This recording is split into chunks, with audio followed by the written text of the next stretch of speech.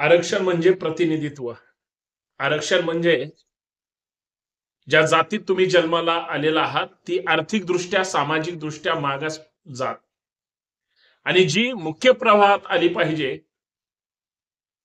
अहिरे वर्गासोबत नाहिरे वर्ग जो आहे त्याला जे काही प्रतिनिधित्व मिळण्याचं एक माध्यम आहे ते म्हणजे आरक्षण. अर्थात आरक्षण हा गरिबी हटवण्याचा कार्यक्रम नाही, परंतु आज प्रत्येकाला आरक्षण पाहिजे. खरं तर समाज जर सामाजिकदृष्ट्या, आर्थिकदृष्ट्या जर खरंच दुबळ असेल, त्याची सध्याची परिस्थिती खरंच वाईट असेल, तर त्याला मुख्य प्रवाहात आणण्यासाठी आरक्षण अपेक्षित आहे.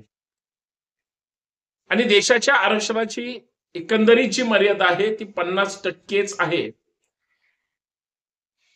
एससी आणि एसटीचं आरक्षण हे फ्रेम आहे, म्हणजे त्याच्यामध्ये कधीही बदल केला जाऊ शकत नाही.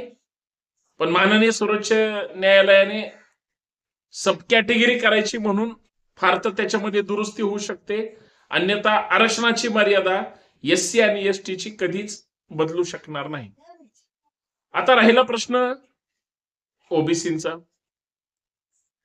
प्रत्येक राज्यामध्ये ओबीसीच्या आरक्षणाची मर्यादा कमी अधिक प्रमाणात केल्यामुळे, कमी तर नाहीच आहे समजा, कारण ओबीसी मध्ये बहुसंख्य 450 जाती असल्यामुळं आरक्षणाची मर्यादा कधी 27% म्हटली जाते, कधी 27%च्या जास्त पण म्हटलं जातं. आणि केंद्र सरकारने जे मध्ये परवा आरक्षण 10% जे सवर्णांसाठी दिलं, ते एक स्वतंत्र आरक्षण त्याच्यामध्ये अजून ऍड झालं. पण माननीय सर्वोच्च न्यायालयाने आता कालच म्हणजे 18 नोव्हेंबर 2025 रोजी माननीय सर्वोच्च न्यायालयाने स्पष्ट सांगितलेलं आहे, तुम्ही जर भावनिक होऊन किंवा तुमच्या पद्धतीनं 50% आरक्षणाची मर्यादा जर उठवली किंवा तिला क्रॉस केलं, तर ज्या निवडणुका तुम्ही घेताय त्या तर मी बंद करेल, रद्द करेलच, परंतु तुम्ही सर्वोच्च न्यायालयाचा सुद्धा अवमान करताय. या प्रकरणी पण तुमच्यावर कठोर कायदेशीर कारवाई केली जाईल. म्हणजे गदा कशावर आली? साहजिक आहे सध्याच्या स्थानिक स्वराज्य संस्थेवर याचा किती परिणाम होईल. माननीय सर्वोच्च न्यायालयाने जर 50-52% मर्यादा जर ओलांडली तर ओबीसी वर फार मोठी त्या ठिकाणी संक्रांत येऊ शकते. याचा अर्थ ओबीसीच्या आरक्षणाचे खर तर तुकडे पाडले जात आहेत की काय, अशा पद्धतीनं हा सगळा प्रकार आहे. आज 19 सप्टेंबर रोजी माननीय सर्वोच्च न्यायालयात परत याच्यावर हिअरिंग आहे. मग सध्याच्या ज्या निवडणुका सुरू आहेत किंवा जे नगरसेवक किंवा इतर लोकप्रतिनिधी आहेत त्यांना सुद्धा त्या पदावर ठेवायचं का, किंवा निवडणुका रद्द करायच्या का, किंवा या निवडणुकांचं काय होणार. म्हणजे ज्या स्थानिक स्वराज्य संस्थेच्या निवडणुकांसाठी याच माननीय सर्वोच्च न्यायालयामध्ये आता जे वाद सुरू आहे तोच हायकोर्टात किंवा सुप्रीम कोर्टापर्यंत गेला. त्याच्यामुळेच 4 वर्ष निवडणुका झाल्या नाहीत. म्हणजे भोगलेले 5 आणि हे 4 असे 9 वर्ष झालं स्थानिक स्वराज्य संस्थेच्या निवडणुका झालेल्या नव्हत्या. मग आता परिस्थिती अशी आलेली आहे, समजा महाराष्ट्रामध्ये जे आरक्षण मागतायत, मराठा समाज आरक्षण मागतोय, धनगर समाज स्वतंत्र एसटी मधून आरक्षण मागतोय, आरक्षणाची ओबीसीची परिस्थिती जगजाहीर आहे, तरी सुद्धा ओबीसी मधूनच आरक्षण दिलं जातंय. मग नेमक्या किती जाती आहेत, प्रत्येक जातीला किती आरक्षण आहे, एकंदरीत प्रत्येक जातीची लोकसंख्या किती आहे, लोकसंख्येच्या प्रमाणात खरंच आरक्षण महाराष्ट्रात मिळतंय का, देशात दिलं जातंय का. मागची जी जनगणना झालेली होती त्याच आकडेवारीवर सध्या खेळ सुरू आहे, नवीन आकडेवारी अजून आलेली नाही. म्हणजे याचा अर्थ असा आहे की 27% हे सुद्धा आरक्षण ओबीसींना कमी पडतंय असं बऱ्याच लोकांचं म्हणणं आहे.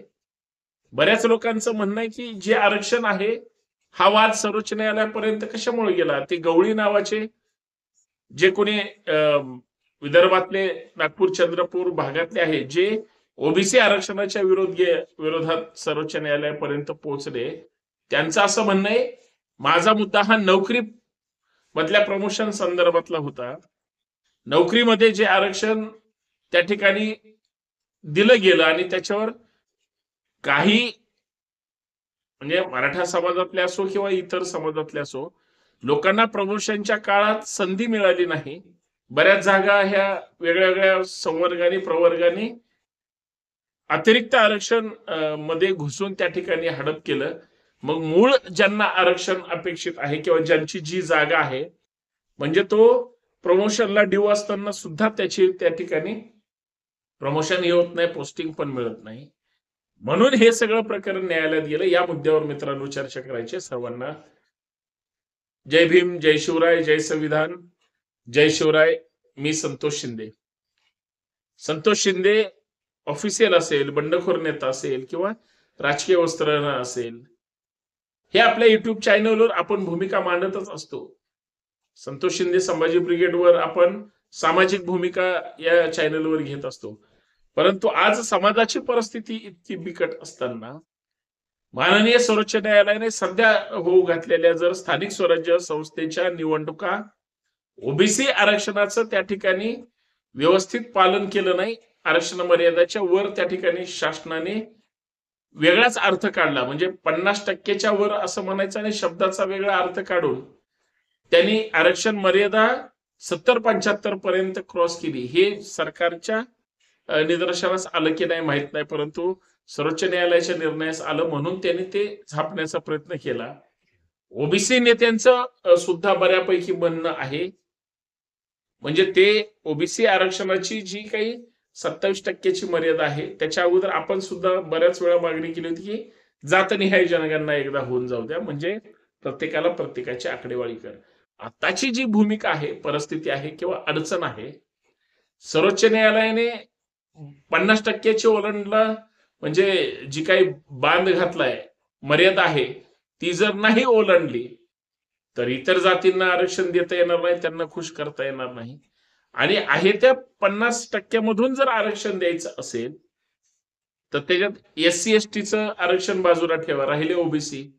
ओबीसीच्या आरक्षणावर जर इतर त्याच आहे त्या आरक्षणामधून जर घुसखोरी करण्याचा प्रयत्न केला, डाव करण्याचा प्रयत्न केला, तर आमची फार गोची होऊ शकते. म्हणजे एक म्यान आणि असंख्य तलवारी अशी परिस्थिती होईल, असं बराच वेळा त्यांच्या निदर्शनास आणून देऊन सुद्धा माननीय सर्वोच्च न्यायालय या सगळ्या जी काही पिटिशन आहे, जे म्हणणं मांडायचं साठी गेलेलं आहे, ते कशा पद्धतीने सकारात्मक होत आहे हे सुद्धा पाहणं तितकंच गरजेचं आहे. आणि विषय काही इतके गंभीर आहेत की आरक्षण मिळालं पाहिजे यासाठी संघर्ष केला जातो, आरक्षण टिकवण्यासाठी संघर्ष केला जातो.